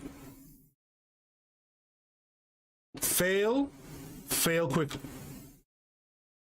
This thing that we have as African people of enduring for a long periods of time and all, this white boy has understood you will fail fast. And then get yourself right back up and do something again. Learn from the failure.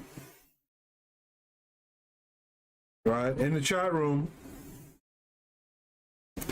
Reverse asks, so are you giving all the credits to the Europeans? Well, I don't give credits to Europeans to begin with. So are you giving all the credits to the Europeans for us being capable to organize? So are you giving all the credits to the Europeans for us being capable to organize? I'm not sure what you mean. Black people could always organize way before the churches. I'm not sure what you mean, but if I kind of understand what you're saying, I never said that black people cannot organize before the church. I think you missed my point. I am saying, though, the way black folks have organized, they never put before you what is the danger of not being organized. In other words, they never hit you that fear factor that the church realized early on and very well, that you have to push a fear factor. And I don't talk about, these white folks fear factor the way like Tariq Nasheed and them talk about it.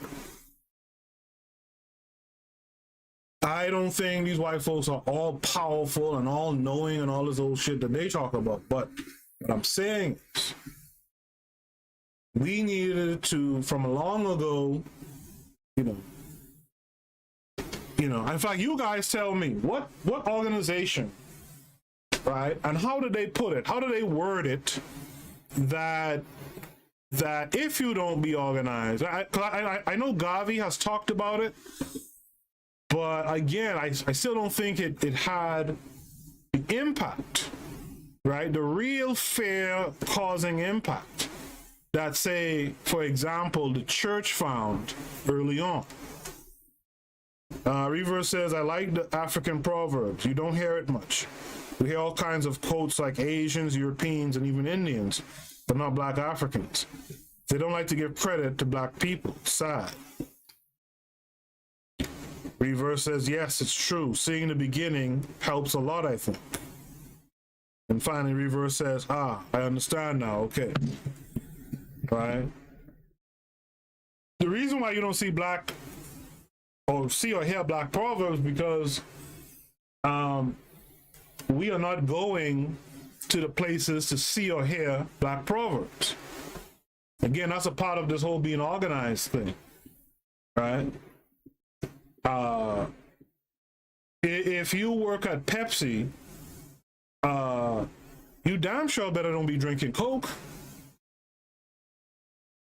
right? The problem is we still engage with the others, and we don't fully engage with us.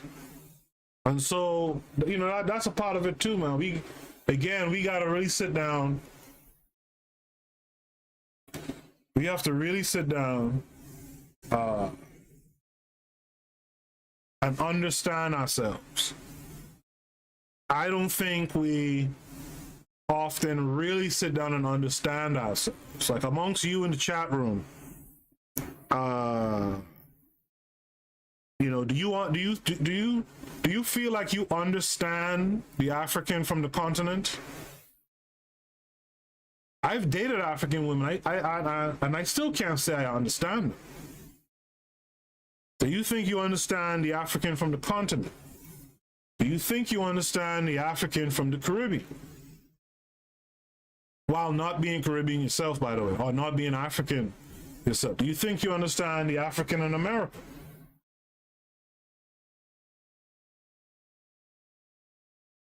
You see, that's what we got to work on. Better understanding what makes us tick, right? When you understand that, again, going back to the way things are done in HR or project management, right? You got to understand your resources. You have to know what you have available, how much of it you have available, right? And then you have to assign it to various aspects of the project at hand. So you're talking about unifying, building nations stuff. You have to know what you have.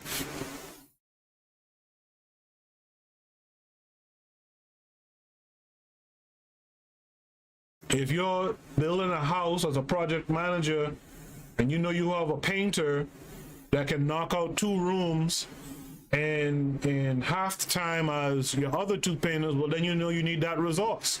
You need that painter.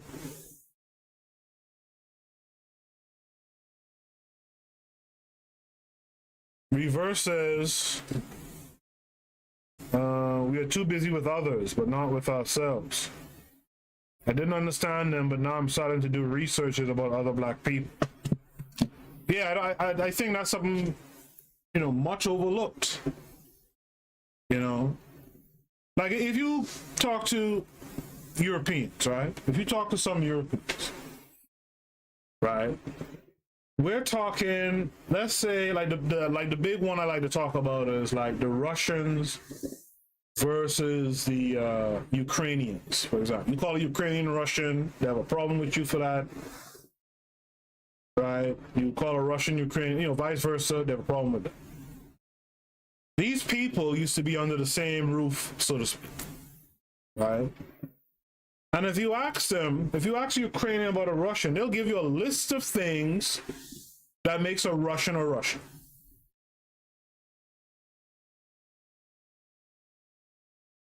And vice versa, right? So there's 2 morals in that story. Like, first of all them Europeans don't get along like that, number 1. Number 2, they do understand each other. I really couldn't give you a list about Africans.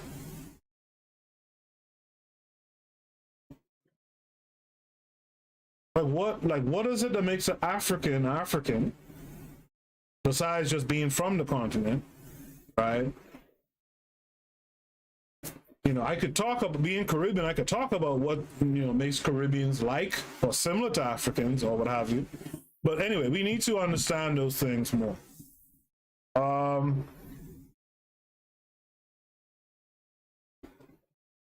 Reverse says, I saw other black people through the lens of the white man's stuff. That's it right there.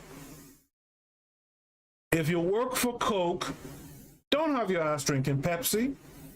If you're trying to be black and trying to organize, strategize, and unify as black people, you can't be mixed in with these other folks.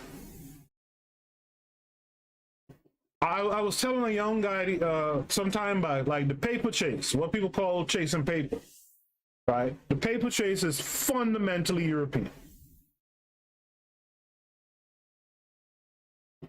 It's fundamentally European. And so when you watch the paper chase, and in this case, I'm talking like the so-called legit paper chase, right? The suit and tie affair. You'll see black brothers and sisters suited and booted, suit and tie, European style clothing or whatever. And that's what they got to go through, right? To just make a couple of steps in the game.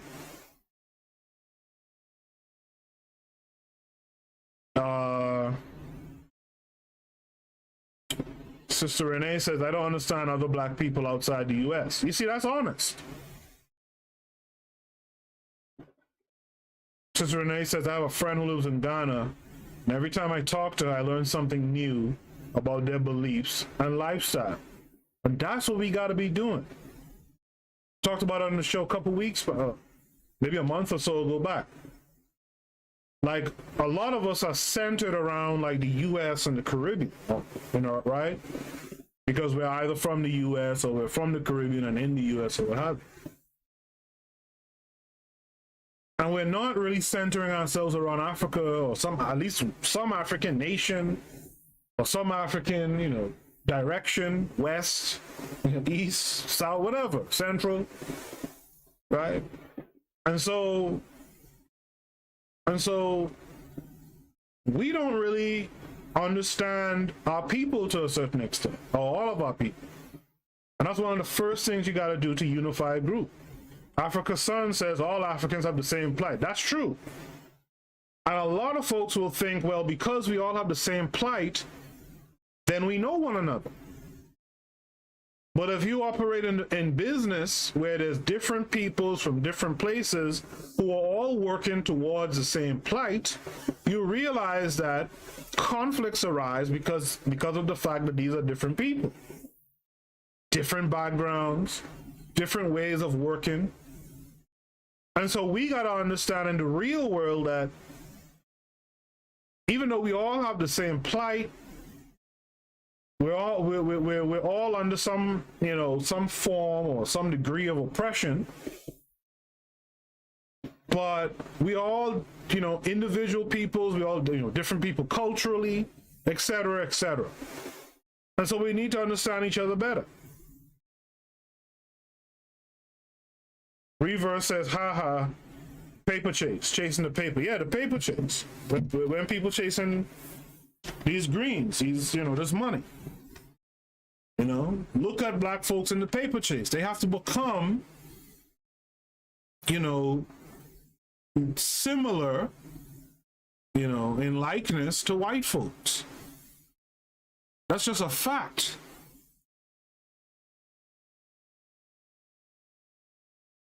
Now in Africa, hopefully, the paper chase allows you to be and represent yourself as African.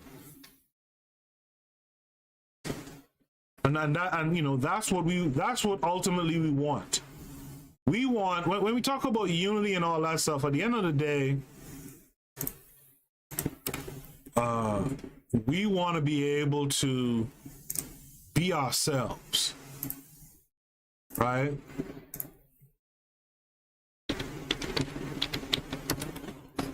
If you look at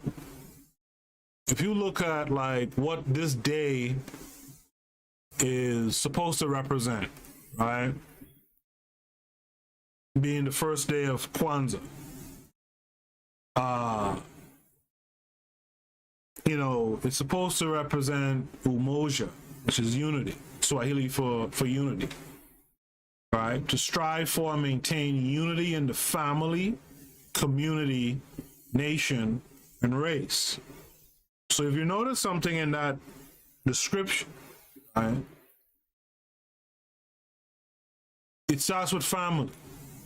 In other words, again, going back to our African tradition, it's not about the self. It's not about I, it's about we.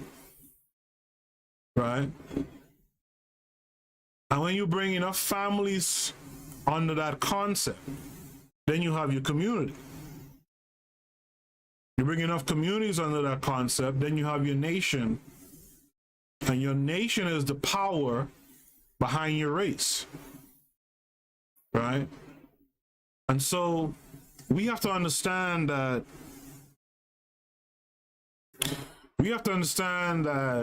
that there's steps to this thing.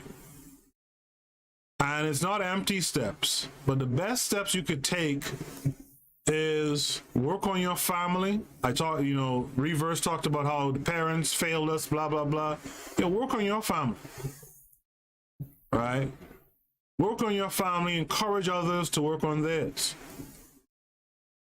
Because at the end of the day, what we want is to, our plight should all be the same. We want to have a nation that backs up our race.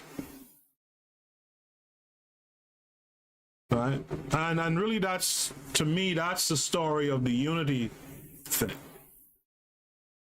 When a man understands who his enemy is, or in fact, when a family understands who their enemy is, and that their enemy doesn't look like them, we will have won the beginning stages of unity. Right? We would have won the beginning stages of unity, and even the beginning steps to nation building. So the last readings I'm going to do from the chat room, I want to thank everyone who joined me tonight. Some of you came in later. That's fine, though. I appreciate you tuning in. We've been on this for about 2 hours now, so I'm going to end it pretty much here. In the chat room, Reverse says, Amos Wilson said, as black people, mankind do not see us as individuals. He said, if black people want to have individual freedom, they have to increase their group power. He said, we have to strive for more. And there's truth to that. Right? A powerful, like I said, if Africa is the nation, the powerhouse behind our race, that will allow us group freedoms and a little bit more individual freedoms as well. Reverse says power. He said we have to strive for power. Reverse says, this is what I am now trying to do, trying to wake up my family members. And, when I talk about family members too, let me just clarify something. A lot of your auntie and your uncle and them ain't gonna really be trying to hear what you're talking about. Let's be real. Right? They're good where they are. They're happy to think that they're gonna receive their golden slippers in the afterlife or what have you. What you really want to do, I think this is true of some of the people around me who have young children or children who are still still at the age to learn and to be transformed. You got to start with your lineage, really. Right? If you're bringing people into this world, those are the people you focus on the most to transform. If you're not there yet, right, and you're not bringing people into the world quite yet, then you need to focus on you. I'm not saying that you don't have dialogue, but a lot of the people around us are naysayers, and they're kind of good where they are. They've been doing this, that, and the other this long, why change? Right? That's a lot of the mentality we have out here. And what I don't want is our people wasting energies on people who are not going to change. They're too far gone. If they do change, though, hallelujah. But what you really want to focus on is yourself. Like Onita said in a tweet, and I talked about it earlier, And I've been talking about this actually on this show for a long time. You gotta be about your wealth, your health, and your relationships, right? Be about that. That's where the unity really starts. And thus it's going to take a long time for us to really see it happen to a larger degree than what it is now. We got to start, and you guys are doing it now. Those of you who listen to this show, those of you who listen to the Pro Black Perspective or any of the shows on KWZ Radio, right? You guys are doing it now. A lot of you come here and you already have knowledge of self. You already understand the plight of Africans, all of it. KW Dawn 7 is one of the people I'm talking about. Sister Renee is one of the people I'm talking about. Zuliism is one of the people. Afrozer, etc., etc., etc. Right? And it's you folks who, if you have children in the world, you got to transform them. Don't leave it to chance. Right? Don't leave it to chance. If you don't have children in the world already, prepare yourself to be the person who gets them right from the beginning. One of the things I've always talked about is, and this will be like the last word I'll say, we gotta stop starting from scratch. There's no unity in starting from scratch every generation.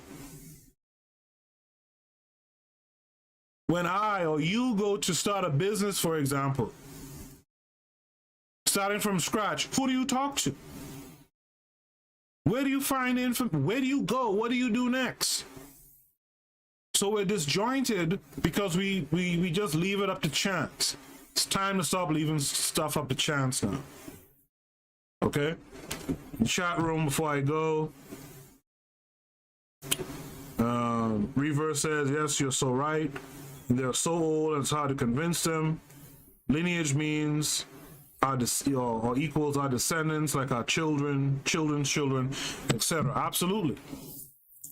Absolutely. How I am, me as a person, is heavily dictated by my grandfather, who raised me. My grandfather and my grandmother raised me. And my sensibilities, even in many ways, the humor that I have that you guys don't really get to see much on the show, right, is based on those people who came before me. But there has to be more, right? I cannot just be my grandfather. Then what's the point of the, let's say, 45 years in between him and I, right? So we got to get stronger. We got to pass that down to the next generation. They have to then take it to another level and pass that down. So we got to build levels and pass it down, and the next group take that level and build that up higher and pass it down. That's the only way we're going to get out of this thing. That's the only way we'll ever achieve what it is we're trying to achieve. I know I sound like a self-help guru right now. I'm not trying to be that. Just remember, guys, the other shows on KWAZ Radio, like...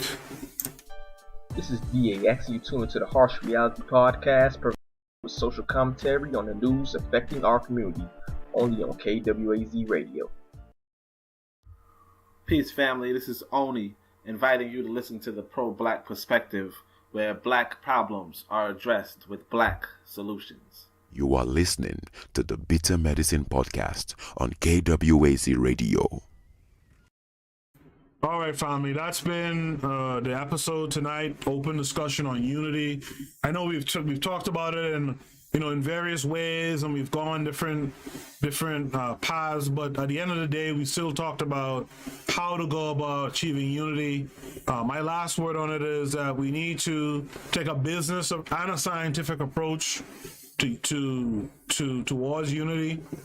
Some of the things I mentioned, we got to start to know our people better.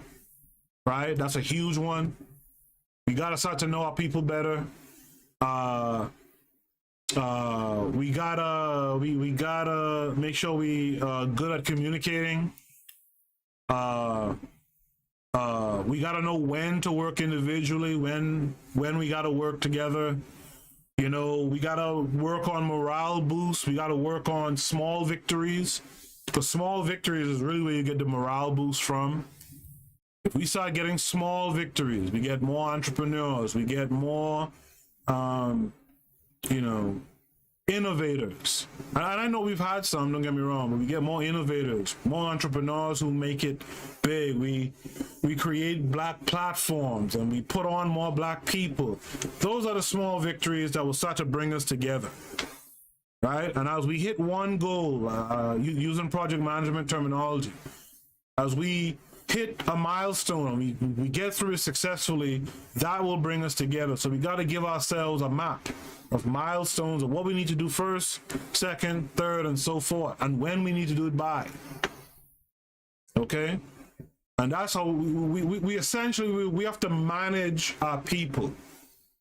We're not managing our people. We just say, it is what it is. That's one of the most common sayings in black society. Well, it is what it is. Right? It is what it is.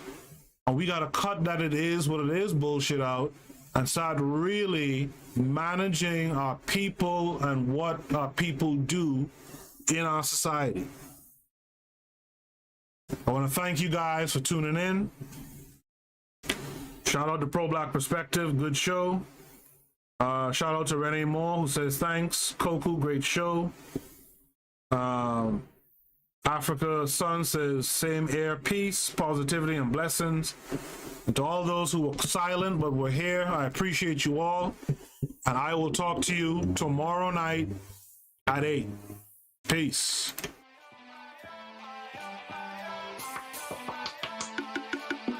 Thanks for listening to the Bitter Medicine Podcast with your host, Koku. If you like what you just heard, we hope you pass along our web address, bittermedicineblogs.com, to your friends and colleagues, and share our show to all your social media. Be sure to check out our archive section on our website for previous podcasts. This has been a KWAZ radio production. Join us next time for another session of the Bitter Medicine Podcast. Follow us on Facebook at Bitter Medicine Show, Twitter, Bitter Meds, Tumblr, Bitter Meds, Instagram, Bitter Medicine.